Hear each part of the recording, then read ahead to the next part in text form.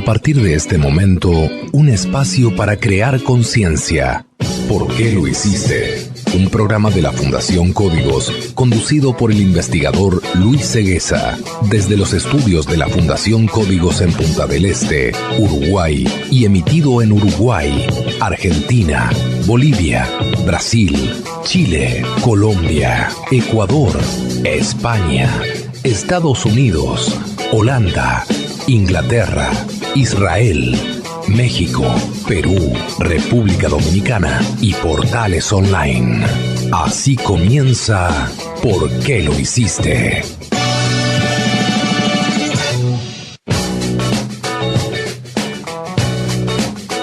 Amigas y amigos, nuevamente desde los estudios de Fundación Códigos en Punta del Este, República Oriental del Uruguay, desde el punto más alto de Punta del Este, desde los estudios de la Fundación Códigos, transmitiendo para toda la cadena ECO, les damos la bienvenida nuevamente a ¿Por qué lo hiciste? ¿Por qué lo hiciste? Una producción de la Fundación Códigos. Vamos ya mismo con Laura Rivero a los titulares de hoy. Adelante, Laura. El cambio climático podría fundir el 3,5% de los depósitos de metano en océanos. Científicos proponen inyectar calcita en atmósfera ante calentamiento mundial. Usando satélites y supercomputadoras, los científicos de la NASA han recreado un año en la vida del dióxido de carbono. Noticias. En ¿Por qué lo hiciste? Noticias. El cambio climático podría fundir el 3,5% de los depósitos de metano en océanos. Investigadores del Instituto Andaluz de Ciencias de la Tierra de Granada y la Universidad de Cambridge ha calculado que el 3,5% de los depósitos mundiales de hidrato de metano, ubicados debajo de los mares y océanos, podría empezar a fundirse antes del 2100 debido al cambio climático. Los resultados de esta investigación realizada a partir de simulaciones se publican en la revista Nature Communications. Según este trabajo, ese porcentaje de los depósitos mundiales de hidrato de metano, equivalente a unos 60.000 millones de toneladas de carbono, comenzarían a fundirse debido al cambio climático y el calentamiento de las aguas oceánicas. Un hecho que provocaría que se vertieran a la atmósfera toneladas de este potente gas invernadero.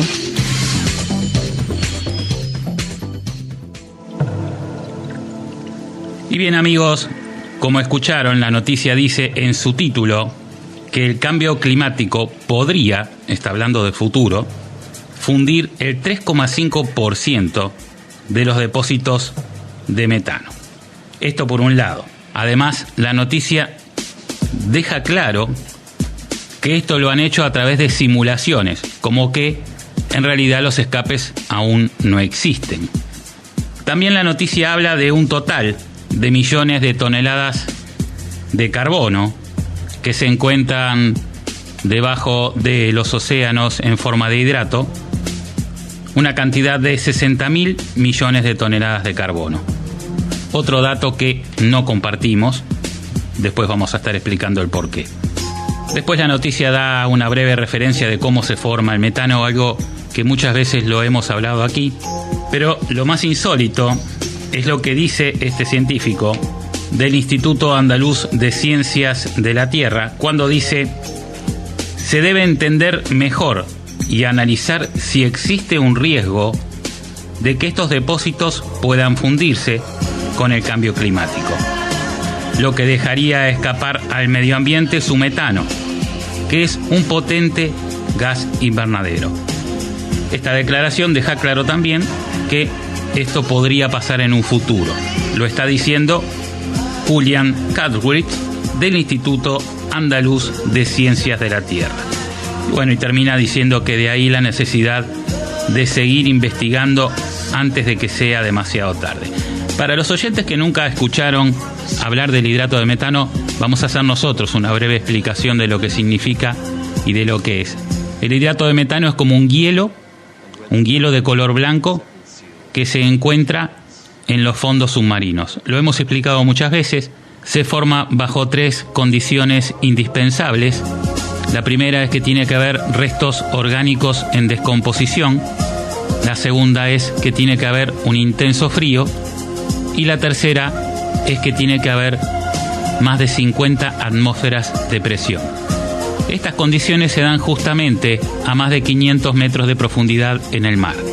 Los restos orgánicos, según la ciencia, provienen de los restos fósiles de los animales marinos. Para nosotros hay otro factor que se suma. Luego, el frío obviamente proviene de la poca llegada de energía solar y de las temperaturas lógicas que hay a más de 500 metros de profundidad en el mar, y las 50 o más atmósferas de presión se deben también a esa profundidad, ya que cada 10 metros de profundidad aumenta una atmósfera de presión. A 500 metros tenemos 50 atmósferas, a 600 metros 60 y así sucesivamente. Estas tres condiciones, como decíamos, se dan ahí, a más de 500 metros de profundidad. Si le sumamos a la muerte de los animales marinos la cantidad de restos orgánicos provenientes de nuestras evacuaciones fisiológicas que van al mar, vamos a tener mucho más cantidad de componentes orgánicos en descomposición de lo que la propia naturaleza provee a través de la fauna marina. Quiere decir que hay unos 3.500 millones de toneladas de materia fecal que llegan al mar todos los días, cada uno de los días que vivimos. Y eso se va acumulando, no se disuelve, va llegando al fondo del mar debido a las presiones, se disuelve una parte muy pequeña y lo otro se convierte en hidrato de metano por estas tres condiciones que decíamos. Ahora bien, la noticia, como decíamos antes, deja entrever, o dice más bien claramente, que los escapes de metano podrían suceder más adelante, que en tal caso se podrían derretir un 3,5% de los 60.000 millones de toneladas que hay. Pero para nosotros, para la Fundación Códigos, no es así. Esto ya está sucediendo y esta noticia es del día 23 de septiembre del año 2008. La noticia se titula: millones de toneladas de metano salen a la superficie en el Ártico. Acá está hablando de presente, no de futuro, y esto es el año 2008. Científicos que viajan a bordo de un barco ruso afirman tener pruebas de que millones de toneladas de metano, un gas 20 veces más potente que el dióxido de carbono, desde el punto de vista del calentamiento atmosférico, está escapando a la atmósfera desde los fondos marinos del Ártico. La noticia sigue diciendo: depósitos masivos de metano encerrado bajo estos fondos marinos suben en forma de grandes burbujas a la superficie, fenómeno que coincide con el calentamiento del Ártico y la desaparición de los bloques de hielo de sus aguas, según informa en exclusiva el diario británico El Independiente. También dice: los depósitos de metano son importantes porque los investigadores creen que su emergencia ha sido responsable en épocas pasadas de rápidos aumentos de temperaturas, cambios climáticos bruscos e incluso de la extinción de muchas especies. Es cierto, la noticia sigue hablando de que, de que en un área de 30 millas cuadradas nada más, este barco ruso logró detectar 250 chimeneas de metano continuamente escapando. Estamos hablando del año 2008 y fíjense en que la otra noticia decía que posiblemente en un futuro, antes del año 2100, esto, que en el año 2008 ya era una realidad, podría suceder. Como les decía, es cierto, la comunidad científica piensa que inclusive la desaparición de los dinosaurios tuvo que ver con un gran escape de metano. En el año 2007 tuvimos 4 reuniones con científicos norteamericanos y en esas reuniones se hablaba justamente de la posibilidad de que el hidrato de metano comenzara a escapar. En aquel momento todavía no escapaba y particularmente un año después, en el año 2008, comienzan los escapes. Obviamente seguimos las conversaciones telefónicamente y uno de los comentarios que me hizo uno de los científicos era justamente que se pensaba esto mismo, ¿no? Que muchas especies podrían haber desaparecido por algún fenómeno similar. La cuestión es que los escapes de metano comenzaron en el año 2008 en el norte, en el Ártico, y en el año 2009 comenzaron en la Antártida. Hay pruebas, hay fotografías, hay videos, hay muchos científicos que lo vieron con sus propios ojos y han escrito sobre el tema, como también Jay Swally, el glaciólogo número 1 de la NASA, en el año 2007, a finales del 2007, previó que probablemente justamente los escapes de metano comenzaran y esto podría llevar a un rápido derretimiento del Ártico debido a la reacción en cadena de este proceso, a lo que normalmente se llama un efecto dominó.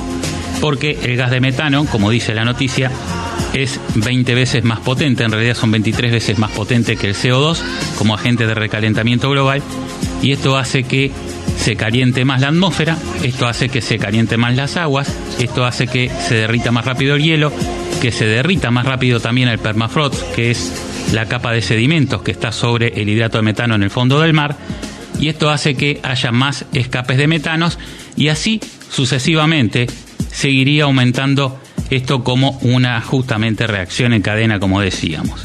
Por eso, señoras y señores, queríamos mostrar esto, porque la realidad es que ¿cómo puede ser que de una misma agencia de noticias haya una noticia que tiene unos pocos días que dice que en un futuro, antes de 2100, va a comenzar a suceder algo que ya en el año 2008 la misma agencia había publicado que había pruebas contundentes de científicos de que ya estaba sucediendo? Simplemente, señoras y señores, para que ustedes entiendan que no todo lo que escuchamos es cierto, ni todo lo que se habla en los medios es verdad. Estás escuchando una producción de la Fundación Códigos para concientizarnos. ¿Por qué lo hiciste? Con la conducción del investigador Luis Ceguesa. Seguimos transmitiendo desde los estudios de la Fundación Códigos en Punta del Este, República Oriental del Uruguay, para toda la cadena ECO, 225 emisoras en 16 países. Estás escuchando ¿Por qué lo hiciste? Con la conducción de Luis Ceguesa. Y vamos con Majo López a escuchar algunas de estas emisoras. Adelante, Majo. Radios de Uruguay, 1410 AM Libre Montevideo, Radio Libre 89.7 Montevideo, Brava FM de Punta del Este, Radio Maldonado, Radio RBC Piriápolis, FM Onda Marina Rocha, Ozono FM Salto, Radio Comunidad de San José, Radio Ciudad 89.9 FM Ciudad del Plata, San José, CXC 228 Ruta FM 93.5 San José, Radio Nueva Albesia 1490 Colonia, FM Libre 100.1 Tupambaé Cerro Largo, FM Infinito 102.3 Las Piedras Canelones, Radio General Artigas Toledo Canelones, Radio Ciudad 89.9 FM Ciudad del Plata San José, CW 137 AM 1370 Radio San Javier Río Negro. Vamos a la segunda noticia de hoy con Laura Rivero. Adelante, Laura. Noticias. El por qué lo hiciste, noticias. Científicos proponen inyectar calcita en atmósfera ante calentamiento mundial. Investigadores de Estados Unidos propusieron un nuevo método de geoingeniería solar que inyectaría calcita en los niveles superiores de la atmósfera para ayudar a combatir el calentamiento global y reparar la capa de ozono. La geoingeniería solar consiste en que los humanos incrementen de forma deliberada el reflejo de la luz solar de vuelta hacia el espacio, incluyendo enviar aerosoles de sulfato reflector de la luz a la estratosfera. Pero estos aerosoles de sulfato pueden implicar riesgos significativos, dado que pueden producir ácido sulfúrico en la estratosfera, lo que dañaría la capa de ozono, según el estudio publicado en la revista estadounidense Proceedings of the National Academy of Sciences. En la investigación de geoingeniería solar, introducir ácido sulfúrico en la atmósfera ha sido hasta ahora la única idea que ha sido estudiada con seriedad, dijo David Cate, profesor de la Universidad de Harvard y uno de los autores del estudio. Los investigadores ya han iniciado las pruebas con calcita en experimentos de laboratorio que imitan las condiciones en la atmósfera. Señoras y señores, nuevamente el ser humano tratando de remendar la rotura que ha hecho. Estamos hablando de seguir emitiendo gases a la atmósfera para tratar de recuperar lo que estamos perdiendo. Es increíble cómo buscamos soluciones que realmente no son eficientes. Hay una propuesta de los científicos de Estados Unidos de hacer un nuevo método de geoingeniería solar, que se trata de inyectar calcita en los niveles superiores de la atmósfera. Esto es muy arriesgado, nosotros realmente no recomendamos llegar a este punto, ni a este ni a ninguno que se le parezca. O sea, agregar componentes a la atmósfera es realmente peligroso. Realmente, si el planeta hubiera necesitado que el ser humano intervenga para que exista la vida o para que funcione todo como tiene que estar, no hubiéramos llegado a estar nosotros. Tengamos en cuenta que nosotros ocupamos la última hora del último día, ocupamos apenas el último momento, los últimos 15 minutos de este calendario, y todo funcionó perfectamente hasta que llegamos nosotros, los seres humanos, el virus de este planeta. Yo creo que antes de pensar en enviar gases a la atmósfera para tratar de reponer el daño que estamos haciendo, tendríamos que repensar de dónde proviene el daño y tratar de evitarlo. Creo que esa es la solución más sensata y más inteligente que podemos tener. Sabemos que hay gases que perjudican a la capa de ozono. Pues bien, no hay que fabricarlos más. Si hay intereses, que los intereses esperen, obviamente. El planeta no puede esperar. Si sabemos que los motores de combustión interna consumen oxígeno a gran escala y esto debilita el gran reservorio que es nuestra capa de ozono, bueno, entonces busquemos otra tecnología limpia, moderna, como puede ser la tecnología eléctrica, y suplantemos los motores de combustión de nuestros vehículos por motores eléctricos. Si las grandes corporaciones del petróleo o las grandes automotrices muy ligadas también al petróleo no quieren todavía llegar a esta tecnología masivamente, bueno, obviamente es por una cuestión de intereses, pero nosotros como fundación decimos, no hay interés más importante que el interés de la vida y el interés de poder vivir en forma sana, como tiene que ser. El planeta está totalmente contaminado por varias razones, no solamente por los vehículos de combustión, pero en cuanto al cambio climático y al calentamiento global, los motores de combustión y el transporte en general ha provocado casi el 70% del problema. No busquemos en echar más gases a la atmósfera para tapar el daño que estamos haciendo o tratar de recuperar una capa de ozono que sigue estando peor porque para nada se está recuperando. Busquemos sí cambiar la tecnología de los vehículos, que ya la tenemos, ya existe y ya se ha superado en todo sentido. Hoy podemos tener autonomías hasta de 600 kilómetros con una sola carga de baterías. Señores y señores, hemos llegado a un momento que hay que tomar la decisión y no esperar más. Si hay alguien que tiene que esperar, son los intereses. Global News es la única red de monitoreo y análisis de noticias con oficinas y corresponsales en 17 países de Latinoamérica. En Global News leen, escuchan y analizan todo lo que se habla de tu empresa y de tus competidores. Entra a www.globalnewsgroup.com. Global News, Intelligent Media Search and Analysis. Estás escuchando una producción de la Fundación Códigos para concientizarnos. ¿Por qué lo hiciste? Con la conducción del investigador Luis Ceguesa. Noticias. En ¿Por qué lo hiciste? Noticias. Usando satélites y supercomputadoras, los científicos de la NASA han recreado un año en la vida del dióxido de carbono. Está claro que el dióxido de carbono está cambiando el clima, y ahora sabemos cómo se mueve a través de la atmósfera gracias a los científicos de la NASA, los satélites y las supercomputadoras.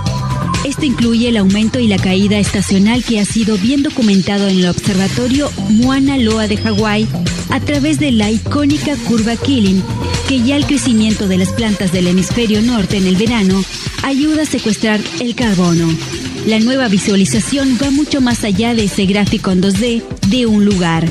Muestra cómo el dióxido de carbono se mueve y cambia a diferentes alturas en la atmósfera.